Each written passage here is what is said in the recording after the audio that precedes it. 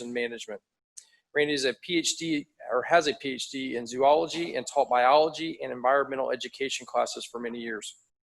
His work titles include professor, vice chancellor, provost, and executive director. He retired as PHSC East Campus Provost after 11 years in the position. Randy is the president of the Greater Dade City Chamber, and after serving 2 years as president, is now the vice president of the Greater Zephyrhills Chamber of Commerce. He is chairman of the Zephyrhills Economic Development Council. He is also chairman of the Pasco County MPO's Bicycle and Pedestrian Advisory Committee, also known as the BPAC. In his spare time, he continues to enjoy teaching an occasional biology class at PHSC. Dr. Stovall.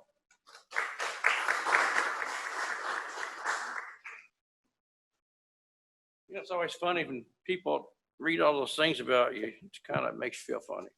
But I appreciate that, Billy. And we've moved on. I didn't give him a brand new resume, so I probably should have. It's my fault. So, you know, you only have a term of office for so long, and so terms come and go. But I have a new term. I'm chairman. We've changed names too in the Zephyrhills Chamber. So now the president actually is Melanie Monson, because she's the one that runs everything. And those of us on the board are just on the board, right? But there's the chairman of the board. So Vicki Jones there was our first chairman of the board when that change happened. And so we've changed again, terms changed. So I'm the new chairman of the board. She's the vice chairman of the board. So it's a fun time to be in Zephyrhills. You know, listening to all this today, I couldn't help but think, because Melanie would keep saying after somebody would talk, "Oh, we got a question." And it wasn't her question. It was somebody that was on Zoom. And they were watching and listening and thinking, and they had a question. They sent it to her on Zoom, and then she said it for them. So here's my question that I think there's not a good answer to it. Maybe there is. How many people here had even heard of Zoom in February? Anybody? Unless you were in this business, you probably didn't hear about it. But now Zoom is part of our life. And you know, those other GoToMeetings and some other versions of that, but it's amazing. So here's something that you probably don't know because you're just sitting in this room. So you look around, we have 30 or so people here today. There's 30 people on Zoom, and they're part of the meeting. Unfortunately, we don't get to see them, so we don't feel their presence, but they do ask questions sometimes. So that's an amazing thing. And I don't know about you, I personally have not been comfortable in large groups, and a number of meetings that I went to with Zoom, I was much happier because I didn't have to worry about anything that might happen because of seeing my friends. And so Zoom is our friend, and I think truly we'll continue to use Zoom in a way that helps us in the future, just because we've learned that it is a good tool. But isn't it great though to be able to be in here together? Wow. So you've been hearing a little bit about, actually a lot about, what the Zephyrhills Economic Development Coalition is about. We're about these things that help Zephyrhills do well, help grow the community, help grow jobs, help grow quality of life. That's what we're about. And you've heard from the representatives from the different partners. Main Street's a partner. And they do lots of things. And I have to tell you a Main Street story really quick, because, again, if you hadn't been in some of these meetings I've been in, you wouldn't have heard this. So people in other communities that don't have a Main Street, they say, you know, we don't have those things that in downtown Zephyrhills. How do you have those things in downtown Zephyrhills? How do you have those great parades and things? And we said, well, we have a Main Street in Zephyrhills. So all these groups together make Zephyrhills a great place to be. I have a few comments really about COVID. And you know, I actually was on a cruise mid-March. I docked, I think March 12th or something. And the shutdown occurred immediately after that, but it came to our cruise ship. So we started the cruise ship like normal, you know, to your go-to buffet, and you have all the good times and everybody's doing good. And about halfway through the cruise, we started seeing signs go up. Wash your hands, wash your hands. Crew members started standing in line with people. Did you wash your hands? No more was the buffet serve yourself. Somebody was serving you because they didn't want a lot of people around that food. So things changed. And then we came home and we shut down. And for so many people, and it's very sad, they didn't have any job then. Whatever they did in their business just wasn't happening. And, you know, we had to shut the chamber office, but that doesn't mean nothing happened. So one of the things I want to share with you is just a list of things that our friends, Melanie and Eleanor, worked on. Well, you want me to show the slide? She's saying show the slide. Here we go. That's the beeper. This must be the no. Oh, there we go. So we talked about ZEDC a little bit, and you've been hearing about our mission. This list. So instead of just going home and saying, hey, heck, I wish we could open up, but we can't. That's not what they did. They went home, they talked to each other and said, what can we do to help Zephyrhills during this time? And I know if you ever go to the chamber website, you see all sorts of things there, but in the last few months, what you see every time is things that can help people with responding to COVID. Resources, how to make connections, where to go and find help during COVID. I know they called 400 or so businesses in town and said, how you doing? Do you need help? Do you know where the resources are? That's a wonderful thing, particularly for somebody who was closed and couldn't go to work and somebody called and helped them. I was very excited. When did you do the town hall here? What month? About a month in. So one of the early great uses of Zoom was they put on a town hall for Zephyrhills. And so our mayor and our city manager and some of his department heads talked about how the city was keeping things going in COVID. And in fact, they did a great job of keeping things going. Services always went on for all the citizens. And I think really, if you look at how they did it, it's a model response. So as we kind of reflected on that town hall, Melanie said, you know, we can do more with this Zoom. We can do more things to reach more people. So they begin to do what they call Jumpstart Zephyrhills, which is a series of Zoom meetings that sometimes have other videos that have been prepared to show about them.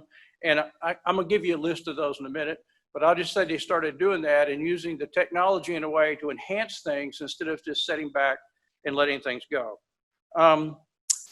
You remember the feds passed the CARES Act. There were a lot of parts of the CARES Act, and one of those parts was some direct financial help to small businesses, but there's a mechanism had to be created to give out that money.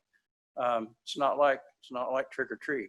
You don't walk by with your sack. You have to go through a process. So one of the things I know that was done in the staff was to help people that didn't know how to go through that process so they could get that application to get access to that money.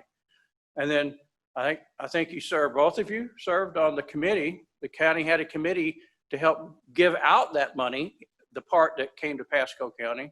And I know that 12,000 businesses were helped. So they had a little piece of that helping businesses, but you don't see it. Only those people who were involved in getting the money saw it. That's a wonderful thing. Here's an interesting one. You know, I had my mask on most of the morning. It's horrible, you can't breathe, right? But you got to have them. One of the things they did in the chamber office, which is a small thing, I guess, but it's huge in terms of numbers, is they help give out masks. They became a source for masks for people who didn't have them and people who needed them. How many thousands did you give out? 15,000 masks. So I know there were some people who said, I don't know where to get a mask. So if they did that to me, I would say, go to the chamber.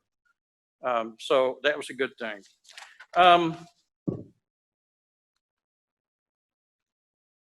There's one little thing at the very bottom. I did want to mention that, you know, one of the things that we've done in ZEDC from the beginning is to do some kind of community research.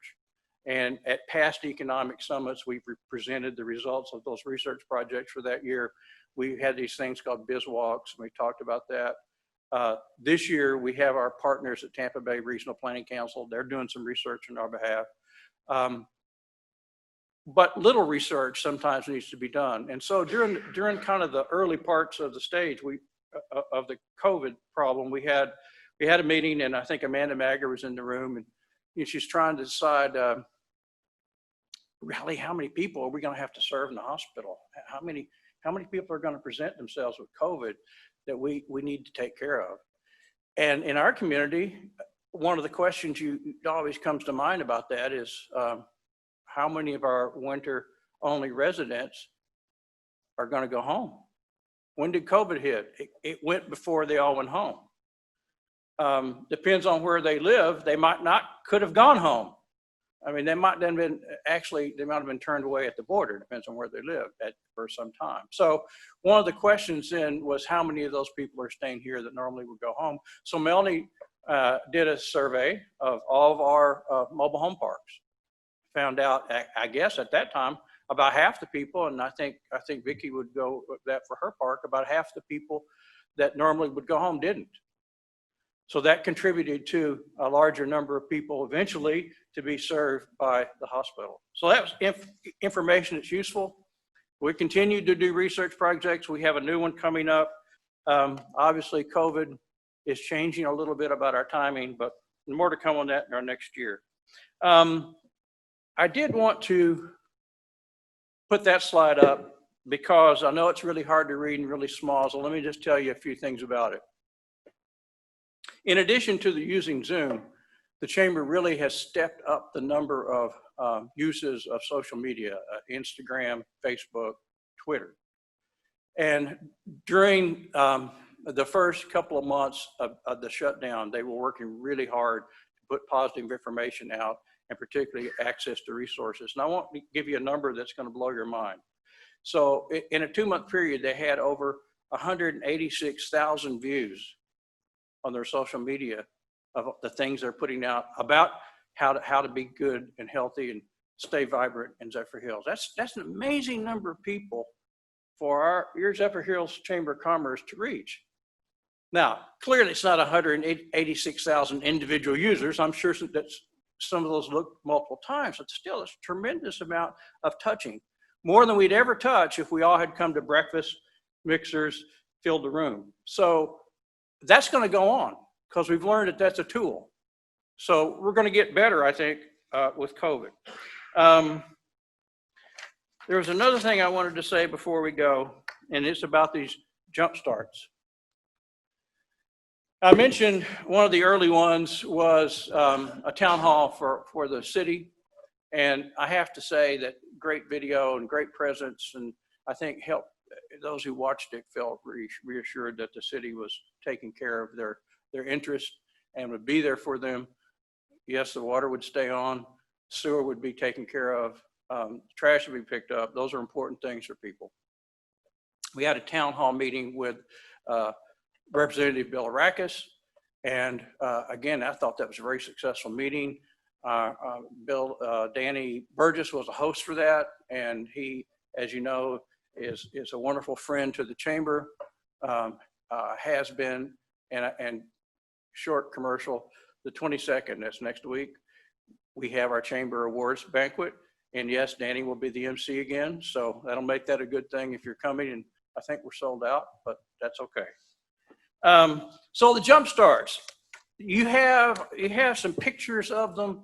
What I would tell you is if you go to our chamber webpage under events, then you see jump starts. If you click them, you can see all of them that have been going on. They're really video presentations to tell people about some of the things going on in Zephyrhills. Oh, and I got to tell you, one of the best ones resulted in an article in the latest issue of Florida Women's Magazine, and I have to say, featured right here on the front, really cool, neat, inspiring stories of Zephyrhills women and how they're going about doing their business during this time. And so Melanie made that into a jumpstart. So you can see those videos and the interviews she had with the people. It's very rewarding for us. And I don't know if I had anything else I wanted to tell you. I think that was it. I do want to thank everybody at the city for letting us be here. And I know that, I know it's not easy to have foreigners invade your space. So thank you, Billy. Thank you, Lori. And you know what? It really is, in spite of everything, a good time to live in Zephyrhills. Thank you.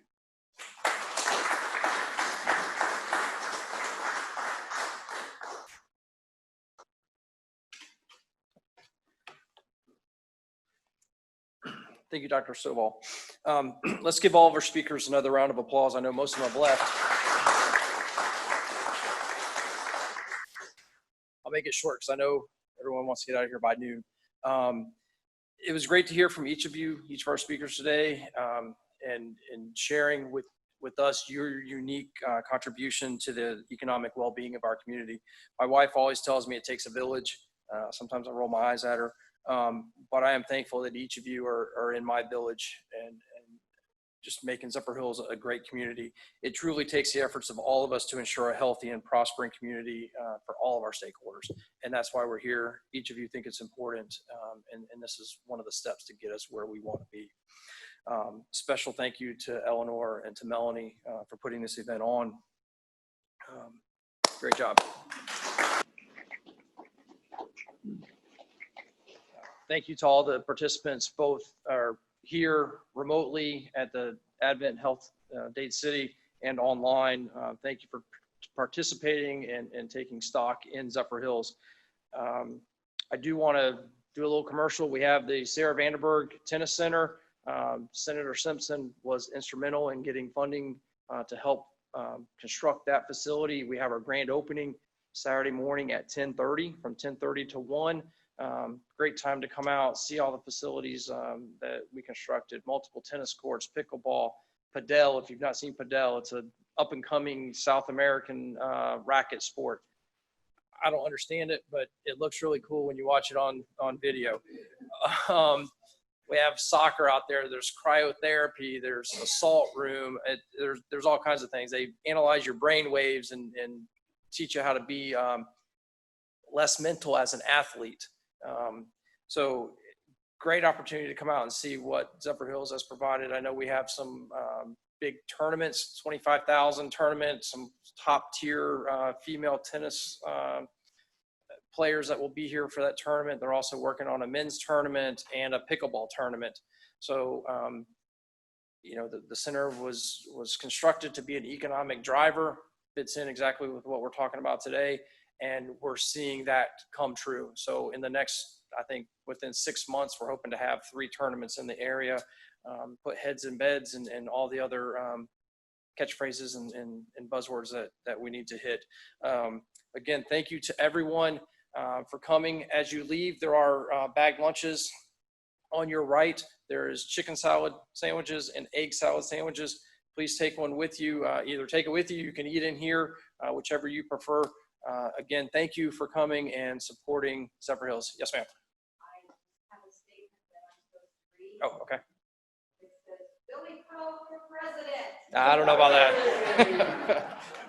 That's from an anonymous, and then it's the Billy Crow is a citizen's blessing. So, Oh, thank you. for what you do for our community. Thank you. I'll have to find out who it is. I'll pay him. Thank you very much.